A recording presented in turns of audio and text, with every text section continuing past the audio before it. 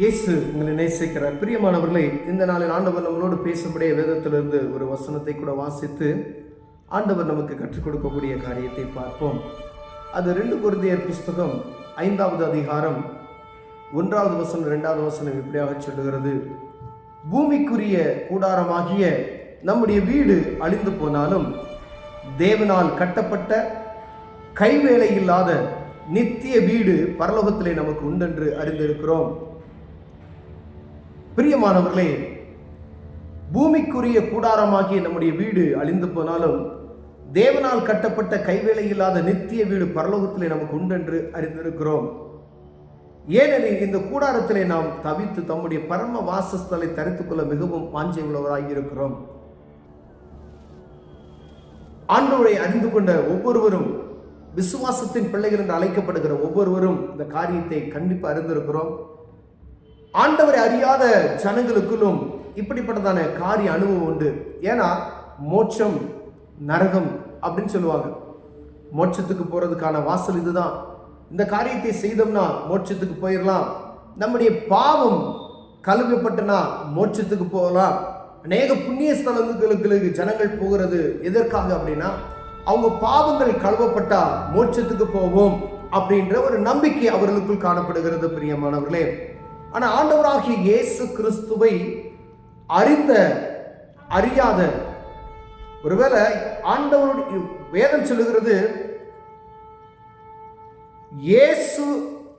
இயேசுவே வாசல், என்னை எண்ணி பிதாவின் இடத்தில் ஒருவனும் வரா. பிதா யாரு? அவர் தான் வானத்தையும் பூமியை படைத்த சர்வ வல்லமையுள்ள தேவன். அவர்தான் இவரை உள்ளே நுழைவதற்கான ஒரு காரியத்தை நமக்கு வைக்கிறார். பிரியமானவர்கள், ஏன்னா அவரே வழியாக ஒப்பு கொடுக்கப்பட்டு இருக்கிறார். ஏன் யாருக்காண்டி ஒப்பு கொடுக்கப்பட்டார்? மனிதனுடைய பாவத்தை மன்னிப்பதற்காக தன் சொந்த குமாரனை அனுப்பி, பிதாதான் அனுப்புறாரு. அவங்க 3 பேர் ஒரே ஆள் தான், அவர் தான் அனுப்புறாரு. ஏன் அப்படின்னா, இந்த மனிதனுடைய பாவம் பொல்லாததா இருக்கிறது என்று சொல்லி இந்த பரலோகத்துக்கு என் பிள்ளைகள் வர வேண்டும் என்பதற்காக இந்த பூமியில செய்யப்படுகிற எல்லா காரியங்களும் பாவமாய் இருக்கிறது. என் ஜனங்கள் பாவத்தின் நிமித்தமாய் சாகிறார்கள் என்பதை அறிந்து ஆண்டவராகிய இயேசு கிறிஸ்துவை இந்த பூமிக்கு அனுப்பி என் ஜனத்திற்காக தன்னையே பலியாக ஒப்பு கொடுத்தார்.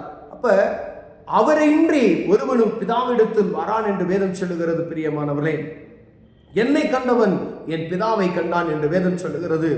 அப்படின்னா எல்லா உலகத்தில் இருக்கிற எல்லா மனுஷர்களும் மோட்சத்தை தேடி அலைகிற ஒரு அனுபவம் உண்டு என்பதை அறிந்திருக்கிறோம். கிறிஸ்தவர்களா இருந்தாலும் சரி, இஸ்லாமியர்களா இருந்தாலும் சரி, இந்து ஜனங்களா இருந்தாலும், அநேக மதத்தை வழிபடுகிற ஜனங்களா இருந்தாலும் சரி, அந்த மோட்சத்தை அறியாதவர்கள் ஒருவர் இருக்க மாட்டார்கள். நரகம் ஒன்று 2 இருக்கு என்று அதை அறிந்திருக்கிறார்கள். இப்ப நரகத்தில் இப்படிதான் இருக்கும் அப்படின்னு சொல்லி எல்லா வேதங்களையும் எழுதி வைக்கப்பட்டு இருக்கிறது. நரகத்தில் இப்படிலாம் இருக்கும், அங்க இவ்வளவு கொடுமையானது இருக்கும். ஆனா வேதம் சொல்லுகிறது புழு சாகாது அப்படின்னு சொல்லப்படுகிறது.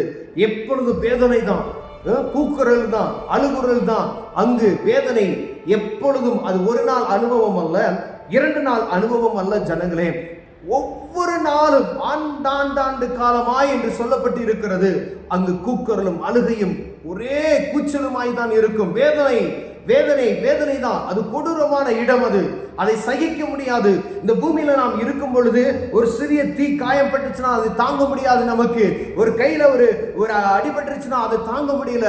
ஆனா இந்த நரகம் என்று சொல்லக்கூடிய ஒரு காரியம் உண்டு என்பதை நாம் அறிந்து கொள்ள வேண்டும். பிரியமானவரே, அநேக புத்தகங்கள் இருக்கிறது நரகத்தை குறித்ததான காரியத்தை. நீங்க ஒருவேளை நீங்க யூடியூப்பை பார்க்கணும்னா நரகத்தினுடைய காரியத்தை அது உள்ள போய் பார்த்தீங்கன்னா அதோடைய காரியங்கள் எழுதப்பட்டு இருக்கும்.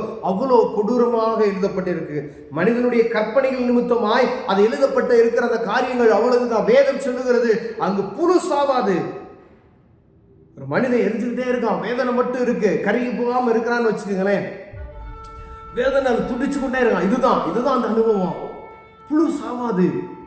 அந்த வேதனை அப்படியே ஒரு பாதாளத்துக்குள்ள எப்பொழுதும் கதறுகிற ஒரு சூழ்நிலை. பிரியமானவர்களே, அப்படிப்பட்டதான நிலைமைக்கு கடந்து செல்லக்கூடாது என்பதற்கு தான் எல்லா ஜனங்களும் வாஞ்சிக்கிறார்கள். நாமும் வாஞ்சிக்கிறோம். எல்லா இன மக்களும், எல்லா மத மக்களும் பரலோகத்தை நோக்கி நான் போக வேண்டும் என்பதுதான் அவங்களுடைய நோக்கம். எப்படியாவது என்னுடைய பாவம் மன்னிக்கப்படாதா என்பதற்காக தான் புனித ஸ்தலங்களுக்கெல்லாம் போய் தங்களுடைய பாவங்களை அறிக்கை செய்கிறதை நாம் பார்க்க முடிகிறது. ஒரு இடத்துக்கு போனோம்னா இதில் பாவம் எனக்கு போய்விடும், இந்த காரியத்தை செய்தா என்னுடைய பாவம் போய்விடும் என்று அநேக காரியங்களை நாம் பார்க்கிறோம் பிரியமானவர்களே. ஆனால் வேதம் சொல்லுகிறது, மனிதனுடைய பாவத்தை மன்னிப்பதற்கு இயேசு கிறிஸ்துவின் இரத்தம் மாத்திரமே மனிதனுடைய பாவத்தை மன்னிக்க முடியும். ஏன்னா நம்ம ஆதியிலிருந்து ஆதாம்ல இருந்து நோவாவினுடைய பேழைக்குள்ள இருக்கிற மனிதர் வரைக்கும் எல்லா ஜனங்களும் அழிக்கப்பட்டார்கள் என்பதை நாம் அறிந்திருக்கிறோம். அதற்கு பின்பதாய் அந்த நோவாவின் பேழையிலிருந்து அந்த 8 பேரிலிருந்து வந்த ஜனங்கள்லாம் என்ன செய்றாங்க?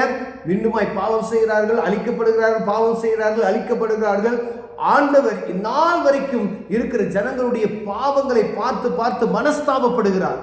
அப்ப ஆண்டவர் பாருங்க, மனிதனுடைய இரத்தமோ கோழியுடைய எந்த ஒரு மிருகத்தினுடைய இரத்தமோ மனிதனுடைய பாவத்தை மன்னிப்பதற்கு அது இணையற்றது.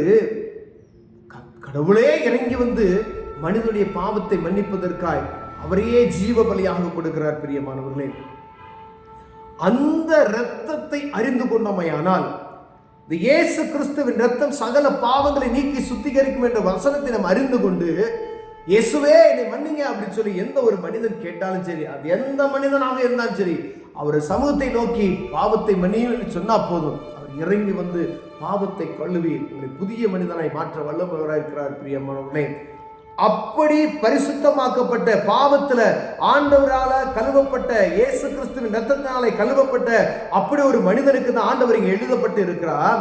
பூமிக்குடைய கூடாரமாகிய நம்முடைய வீடு அழிந்து போனாலும் தேவனால் கட்டப்பட்ட கைவேலை இல்லாத நித்திய பரலோகத்திலே நமக்கு உண்டென்று அறிந்திருக்கிறோமே. எவ்வளவு ஒரு மேன்மையான பாருங்களேன். ஆண்டவர் பூமிக்குரிய கூட அழிஞ்சு போவோம், என்னைக்கு அழியாத நித்தியம் நித்தியம் நித்தியம் அப்படியே பரலோகத்துல எப்பயும் வாழக்கூடிய இடம். இந்த இடம் வந்து ஒரு குறிப்பிட்ட நாட்களுக்கு தான் நமக்கு எழுதப்பட்டு இருக்கிறது. யாருக்கும் பெர்மனன்ட் பட்டா போட்டு எழுதி கொடுக்கல. ஜீவனுக்கு பட்டா கிடையாது. பார்த்துங்க, ஒரு நிலத்தை வாங்கினோம்னா அதை கிரயம் பண்றோம் பார்த்தீங்களா, அந்த கிரைய பத்திரம் கூட நம்ம கிட்ட கிடையாது. ஆண்டவர் எப்ப வேணாலும் அவருடைய சொந்த இது வானா போயிடணும், இருந்தா இருக்கணும். அவர் என்ன சொல்றாரோ அதுதான். ஒரு மனிதனுக்கு நியமிக்கப்பட்ட ஆயுசு காலம் ஏதோ அதுதான். அதற்கு முன்பதாய் இந்த பரலோக ராஜ்யத்துக்கு கடந்து செல்வதற்கு, இந்த தேவனால் கட்டப்பட்ட கைவேலை இல்லாத நித்திய பரலோகத்தில் நமக்கு சேருவதற்கான காரியத்தை நாம் புரிந்து கொண்டு செயல்படும்படி ஆண்டவர் விரும்புகிறார். பிரியமானவர்களே, ஒருவேளை ரட்சிப்பின் அனுபவத்தை பெற்றுக்கொண்டு இருப்போம், அவர்களும் ஒருவேளை இன்று மரிப்போமையானால் இந்த ஆண்டவருடைய பரலோக ராஜ்யத்துக்கு நாம் கடந்து செல்வோமா என்கின்ற முழு நிச்சயம் எனக்குள்ள உங்களுக்குள்ள இருக்கிறதா என்று ஒரு விஷயம் நாம் சோதித்து பார்ப்போமையானால், உண்மையிலுமே மனச்சாட்சியாய் தொட்டு இப்ப எனக்கு மரணம் வரும், நான் மரித்தா நான் பரலோகத்துக்கு போவேன் என்கின்ற ஒரு நம்பிக்கை இருக்குமா அப்படின்னு பார்த்தா கண்டிப்பா எந்த ஒரு மனிதனுக்கு இருக்காது. பிரியமான, ஏன்னா மனிதன் அனுதினமும் பாவம் செய்து கொண்டே இருக்கிறான்.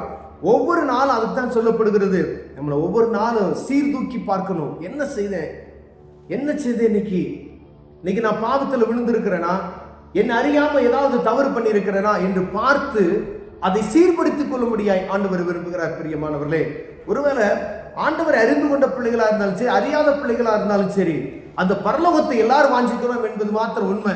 பணத்தை தேவைப்படுகிறதோ, இந்த பூமிக்குரிய காரியங்கள் எல்லாம் எப்படி தேடுறீங்களோ அதே போல பரலோகத்துக்கு போகணுன்றது வாஞ்சை எல்லாருக்கும் உண்டு. ஏன்னா அந்த பூமியில இருக்கக்கூடிய காரியம் போல அல்ல, அங்க ஆண்டாண்டு காலமாக சொல்லப்பட்டு இருக்கிறது. இங்க 100 வயசு, 60 வயசு, 50 வயசு, 40 வயசு, 20 வயசு இப்படி இல்ல, இந்த காரியம் கிடையாது. இதற்கு பின்பதா இங்க மனுஷன் மறந்து போயிடுவான். 40வது நாள் முடிந்ததுமே என்ன செய்வான், ஜனங்கள் மறந்து போய் விடுவார்கள். அவங்க பேர் முதல் போட்டு மறக்கப்பட்டு போகும் என்று வேதம் சொல்லுகிறது. அப்ப ஆண்டாண்டு காலமாய் நீங்கள் உங்களை வைத்து அரசாளுகிற தெய்வம் என்று ஒரு ஒன்று. பிரியமானவர்களே, அந்த இடத்துக்கு நாம் செல்வதற்கு கொஞ்ச நாள் பிரயாசப்பட வேண்டும் என்று ஆண்டவர் விரும்புகிறார். வேலை அந்த பூமிக்குரிய காரியத்திலே நம்ம இருப்போமேனால் அது நம்மளை மாயமாய்க்கிவிடும். பிரியமானவர்களே, இதற்கு பின்பதாய் ஒரு வாழ்க்கை உண்டு என்பதை அறிந்து இந்த பாவ காரியங்களை விட்டு விலகி, அதுவரை நான் பரலோகத்துக்கு போவதற்கு நானும் அங்கே வரணும்னு சொல்லுகிற அந்த காரியத்துக்கு அதுக்கு வாஞ்சியுள்ளவர்களாய் காணப்படுவோமேனால் ஆண்டவர் நம்மை ஆசீர்வதிக்க வல்லவராக இருக்கிறார். கண்களை மூடுவோம், ஜெபம் செய்வோம். அன்பின் தகப்பனே, ஆண்டவரே, நித்திய வீட்டிற்கு நாங்கள் வருவதற்கு எங்களுக்கு உதவி செய்யுங்க ஐயா. இந்த பூமி ஒரு நிரந்தரம் இல்லாத இடம் என்பதை நாங்கள் அறிந்திருக்கிறோம் ஐயா. அநேக நேரங்களில் எங்களை அறியாமல் அதை மறந்துவிட்டு உலகப்பரமான காரியத்துக்குள் ஓடி விடுகிறோம். ஆனாலும் இந்த பரலோகத்துக்கு ஏற்ற காரியங்களை நாங்கள் எங்கள் செய்து கொண்டு அதுக்கு தகுதியுள்ளவர்களை எங்களை மாற்றுங்க. இயேசுவின் நாமத்தில் பிதாவே, ஆமென்.